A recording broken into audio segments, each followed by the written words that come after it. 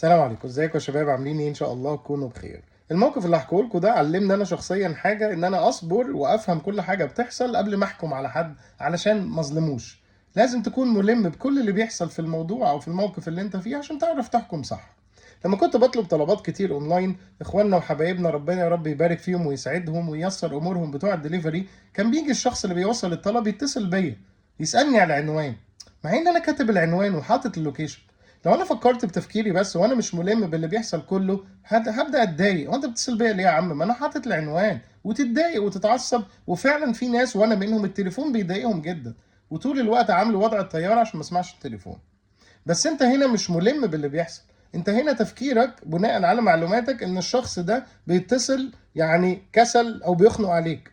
بس الحقيقه مش كده. واحد من اخواننا وحبايبنا بتوع الدليفري هو اللي حكى لي القصه دي. بحكي معاه كده وبهزر وبروش معاه، راح قالها لي ببساطه شديده وما جاتش على بالي. حضرتك في ناس منهم ما بيعرفوش يقروا. بص سهله ازاي، بسيطه جدا. خلص لي القصه وقال لي اللي بيحصل وراء الكواليس، قال لي حاجه من اللي بتحصل وراء الكواليس انا مش عارفها، ما جاتش على بالي خالص والله. تصدق صح؟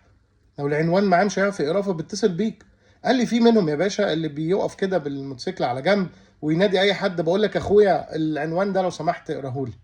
عشان هو محرج ما بيعرفش يقرا، ممكن يكون يعني مش عارف يقرا وما بيتصلش بيك كمان من الاحراج، ويضطر يوقف حد في الشارع يخليه يقرا له العنوان. فحتى فكر الله يعني بالمنطق كده، لو بيشيل المنطق بس، هو اصلا يعني ايه الحكمه في ان هو يغلس عليك؟ يعني هو بيتصل بيك يغلس عليك؟ اكيد لا. بعدين المكالمه دي بتكلفه، هو بيوصل طلبات كتير جدا وكميه المكالمات دي بتعمل معاه فلوس في الاخر، يعني بتكلفه فلوس في الاخر. يبقى هي مش غلاسه، هي الفكره كلها ان في حاجه بس انت مش واخد بالك منها.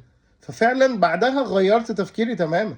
يا جماعه هو بيتصل عشان يعرف العنوان فين، لانه ممكن مش واضح او مش عارف يقراه او اي سبب انا لسه معرفوش. شوف بقى، الثقه اللي كانت موجوده اتكسرت، ان فعلا ممكن بقى سبب غير ده كله انا لسه معرفوش فعلا.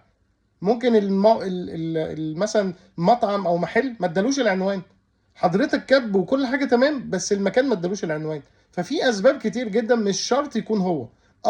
انا متاكد ان في ناس رخمه ممكن تتصل بيك 10 مرات في اليوم وانت كاتب العنوان كأن ابن اختك الصغير راح يشتري حاجه من الشارع وجاي. بس ده مش معناه ان ده الديفولت وان احنا نحكم على الناس كلها انه بيتصل يغلس علينا. الموقف ده انا طلعت بيه بس بعيد عن التوصيل والكلام ده كله واخواننا وحبايبنا بتوع الدليفري.